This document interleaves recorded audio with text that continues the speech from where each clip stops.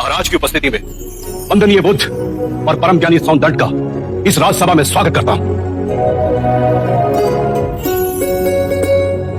आचार्य सौंदर्य की जय! आचार्य सौंदर्य की जय! सौंदर्य की जय!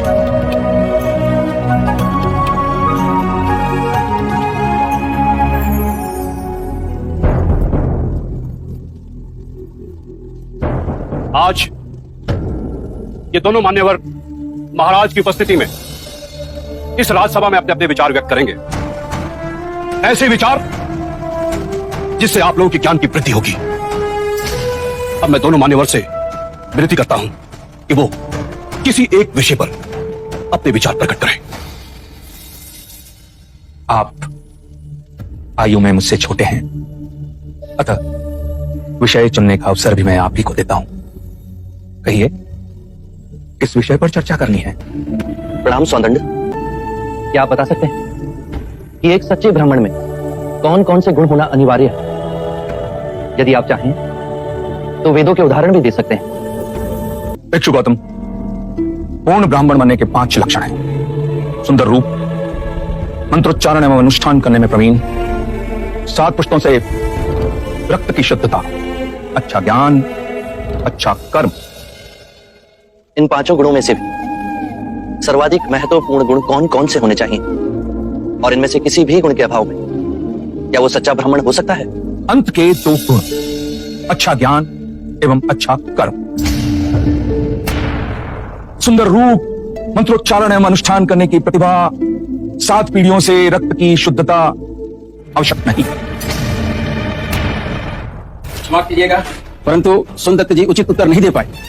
बुद्ध के प्रश्नों ने इन्हें उलझा दिया है। ये तो ब्राह्मणों का अपमान है।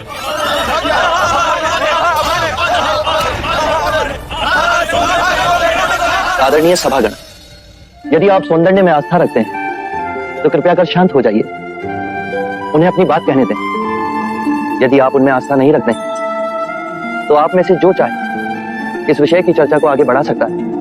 मैं आप सभी के प्रश्नों के उत्तर दूंगा। मित्रों, हम सबके बीच में मेरा चचेरा भाई अंगक बैठा हुआ है। अंगक रूपवान है, उसका आचरण कुलीन और उत्कृष्ट है। उसके बाह्य सौंदर्य की बराबरी केवल भिक्षु गौतम के साथ ही की जा सकती है। 2 परिवारों के रक्त की शुद्धता उसके अंदर बह रही है। वेद पाठ का ज्ञानी है, ये 3 गुण तो उसमें है। पर यदि विचार के रूप में देखें कि अंगक मदिरापान करता है, हत्याएं करता है, बलात्कार करता है, झूठ बोलता है, चोरी भी करता है, तो उसके बाकी के गुणों का कोई मूल्य नहीं रह जाएगा। अतः मित्रों, सदकर्म और ज्ञान ही सर्वोपरि है पूर्ण ब्राह्मण बनने के लिए। इन दोनों गुणों में से भी सर्वोत्तम गुण आप किसे समझते हैं? सदकर्म और ज्ञान 2 नहीं हो सकते। जैसे एक हाथ दूसरे हाथ को और एक पैर दूसरे पैर को साफ करता है, उसी तरह सदकर्म और ज्ञान एक दूसरे के पूरक होते हैं। सदकर्म आपके विवेक को प्रकाशमान बनाता है और विवेक से किया कर्म आपको धार्मिक बनाता है, और यही जीवन का गूढ़ मंत्र है। उत्तम, अति उत्तम सौंदन, आप हमारी आशा पे खरे उतरे।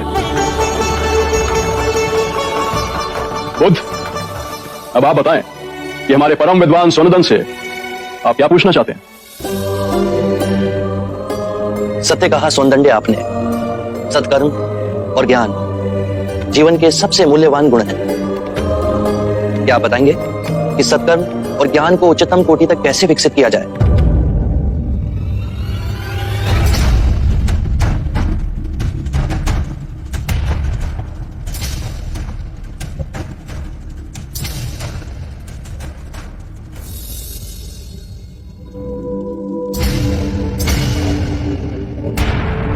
हे करुणा निदान, इस विषय में आप ही हमारा मार्ग निर्देश करें। हम तो केवल सिद्धांत जानते हैं, किंतु आप बुद्ध बन परम सत्य को प्राप्त हुए हैं। हे परम पुरुष, आप ही बताएं, सदकर्म और ज्ञान की उच्चतम कोटि तक कैसे पहुंचा जा सकता है? आत्ममुक्ति के 3 चरण हैं: शीलाचार, ध्यान और ज्ञान। यदि हम शीलों का आचरण करते हैं तो ध्यान साधना में वृद्धि होती है और ध्यान साधना से ज्ञान का उदय होता है, जिससे शीलों का गहन आचरण करना संभव होता है। इसके द्वारा काम, क्रोध, मोह, माया, तृष्णा से दूर हो आत्म मुक्ति, शांति और आनंद को प्राप्त कर सकते हैं।